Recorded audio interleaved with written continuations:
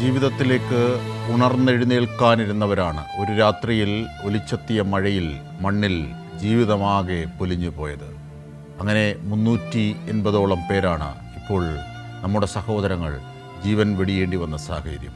പ്രകൃതി തീർത്ത ദുഷ്ടദുരിതത്തിൽ വലഞ്ഞു പോയവർ, ഒറ്റപ്പെട്ട് ജീവൻ തിരിച്ചു കിട്ടിയവർ, എല്ലാം നഷ്ടപ്പെട്ട് ബന്ധുക്കളും ഉറ്റവരും ഉടയവരും ഒക്കെ നഷ്ടപ്പെട്ട് ജീവിതത്തിലേക്ക് ബാക്കിയായവർ, അവർക്ക് എല്ലാ സഹായവും ചെയ്ത് ഒരുപക്ഷെ ദുരിതാശ്വാസ കേന്ദ്രങ്ങളിൽ 9,000-ത്തിലധികം പേർ സർക്കാർ സംവിധാനത്തിൽ സുരക്ഷിതമായി കഴിയുന്നു. അവർക്ക് ശാരീരികവും മാനസികവുമായി വേണ്ട എല്ലാ ആശ്വാസവും നൽകി തന്നെയാണ് നാടവരെ ക്രമീകരിച്ചിരിക്കുന്നത്.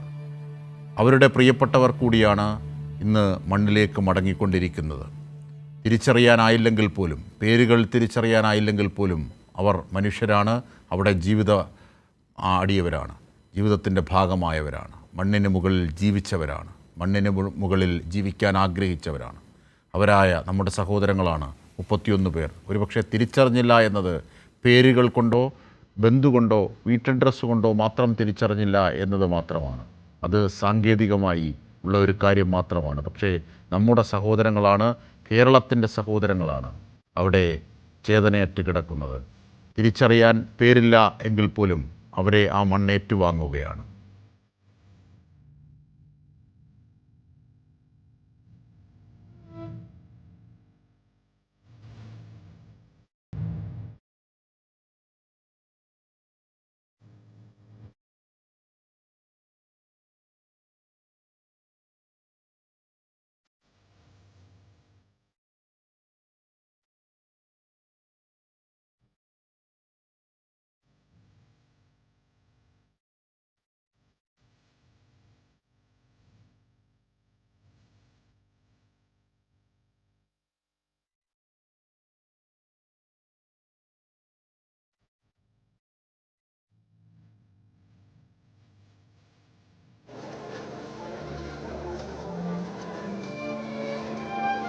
കൊണ്ടു നടന്നതും ആടിത്തിമർക്കാൻ അവസരങ്ങൾ നൽകിയതും ഒക്കെ പ്രകൃതിയാണ്. ആ പ്രകൃതിയും മണ്ണും തന്നെയാണ് കൊണ്ടുപോയി കൊല്ലിച്ചതും. എല്ലാം തീർത്ത് ജീവിതത്തിൽ നിന്ന് അവരെ വിടുതൽ കൽപ്പിച്ചതും അതേ മണ്ണും പ്രകൃതിയുമാണ്. ഇങ്ങനെ വൈരുദ്ധ്യങ്ങളുടെ രൂപത്തിലൂടെ തന്നെയാണ് നാം മനുഷ്യർ രൂപപ്പെട്ടതും വികസിച്ചതും. നോക്കൂ, ആശ്രയമായിരുന്ന മണ്ണ്, മഴ, പുഴ, മലകൾ ഒക്കെയാണ് ദുരന്തമായി എത്തിയത്. നൂറ്റാണ്ടുകളായി മണ്ണ് ചേർത്ത് വച്ചിരുന്ന മലകളാണ് ക്രമാതീതമായെത്തിയ മഴയിൽ അടർന്നു വീണത്. ആ നെഞ്ചകം വിട്ട് എത്തിയ മണ്ണാണ് വെള്ളവുമൊത്ത് ഇവരുടെ ജീവിതത്തിന് മുകളിലേക്ക്, ജീവന് മുകളിലേക്ക് പതിച്ചില്ലാതായത്. അങ്ങനെ ഓടി നടന്ന മണ്ണ് തന്നെ കാലനായി മാറിയ സാഹചര്യം. അങ്ങനെയാണ് ഈ 388ഓളം സഹോദരങ്ങൾക്ക് അവരുടെ ജീവൻ നഷ്ടമായത്. ഒരു വേള പുലരുമ്പോൾ കൂടുതൽ ഊർജ്ജമായി ജീവിതത്തിലേക്ക് നടന്നു കയറാൻ ആഗ്രഹിച്ച് കണക്ക് കൂട്ടി ഉറങ്ങിയവരാണ് പെട്ടെന്നുണ്ടായ ഒരു മഴയിൽ, അർദ്ധരാത്രിയിൽ തുടർച്ചയായുണ്ടായ ഉരുൾപൊട്ടലുകളിൽ മണ്ണും മഴയും വന്നു പതിച്ച് മരിച്ചു വീണത്, ഒറ്റപ്പെട്ടു പോയത്, നിസ്സഹായരായി ഒറ്റപ്പെട്ടു പോയത്, ഉറ്റവരും ഉടയവരുമില്ലാതെ ആയിപ്പോയത്. ജീവിതത്തിൽ ഒരു നിമിഷം കൊണ്ടാണ് അവർ ദരിദ്രരായി മാറിയത്. ജീവിതത്തിൻ്റെ എല്ലാ സമ്പാദ്യങ്ങളും, വിശുദ്ധവും വിശുദ്ധമല്ലാത്തതുമായ എല്ലാ സമ്പാദ്യങ്ങളും ഒരു നിമിഷം കൊണ്ട് അവർക്കില്ലാതായത്, പലരുടെയും ജീവൻ പൊലിഞ്ഞത്.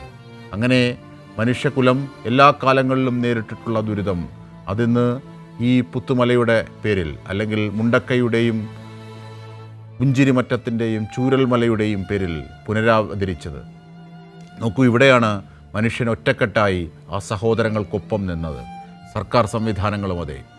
ഈ DNA പരിശോധനകളുടെ അടക്കം ഫലം അവിടെ പ്രസിദ്ധീകരിച്ചുകൊണ്ട് തന്നെയാണ് അവരുടെ ശവമാടങ്ങൾക്ക് മുകളിൽ നമ്മൾ ആദരവ് തീർക്കുന്നത്. അങ്ങനെ ആദരവോടുകൂടി തന്നെയാണ് അവരെ മണ്ണിലേക്ക് മടക്കം കൊള്ളിക്കുന്നത്. ഒരുപക്ഷേ ഈ രീതിയിൽ ഉള്ള ജാഗ്രത അതൊരു ജനകീയ ഭരണകൂടത്തിന് മാത്രമേ സാധ്യമാകൂ എന്നതും നാം ഈ ഘട്ടത്തിൽ എടുത്തു പറയേണ്ടതാണ്. ഒരുപക്ഷേ മനുഷ്യർ എല്ലാവരും സഹോദരങ്ങളെപ്പോലെ ആ മരിച്ചു വീണ സഹോദരങ്ങൾക്കായി കേരളത്തിൻ്റെ സഹോദരങ്ങൾ എന്ന നിലയിൽ തന്നെ സ്നേഹിക്കുകയും ആദരവ് നൽകുകയും യാത്രാമൊഴി നൽകുകയും ചെയ്യുന്നു. 31 പേരാണ് തിരിച്ചറിയാനാകാതെ മണ്ണിലേക്ക് മടങ്ങുന്നത്. അതിൽ 16 പേരുടെ മൃതദേഹങ്ങളാണ് ആദ്യഘട്ടത്തിൽ ഇപ്പോൾ ശവസംസ്കാരത്തിന് വിധേയമാക്കുന്നത്. ഇനി 14 ഓളം പേരെ ഇനിയും ശവസംസ്കാരം നടത്താനുണ്ട്. ഇരുട്ട് വീഴും മുമ്പ്, പ്രകൃതി മാറും മുമ്പൊക്കെ ആ ശവസംസ്കാരങ്ങൾ കൂടി നടത്തേണ്ടതുണ്ട്. അതിൻ്റെ കൂടി ജാഗ്രത, അതിൻ്റെ കൂടി കാര്യങ്ങളെ സംബന്ധിച്ച് അവിടെ വിശദീകരിക്കുകയും ചെയ്തു ജനപ്രതിനിധികൾ, മന്ത്രിമാർ അടക്കമുള്ളവർ, നാടിൻ്റെ നാനാഭാഗങ്ങളിലെത്തിയ രക്ഷാപ്രവർത്തകർ. ജീവൻ രക്ഷിക്കാനും മൃതദേഹങ്ങൾ സംസ്കരിക്കാനും ഒക്കെ ഭാഗഭാക്കാകുകയാണ്. അങ്ങനെ കേരളത്തിൻ്റെ വയനാട് പ്രകൃതി തീർത്ത മഹാദുരിതത്തിലും ഞങ്ങളൊന്നാണ്, ഞങ്ങൾ മനുഷ്യരാണ്, ഞങ്ങൾ കേരളത്തിൻ്റെ സഹോദരങ്ങളാണ്, നിങ്ങൾക്കൊപ്പമുണ്ട് ഞങ്ങളും എന്ന് പറയാനുള്ള ആർജവം കാട്ടി എല്ലാ ഘട്ടത്തിലും എല്ലാ തലത്തിലും അവരോടൊത്ത് ചേർന്ന് നിൽക്കുകയാണ് നാം.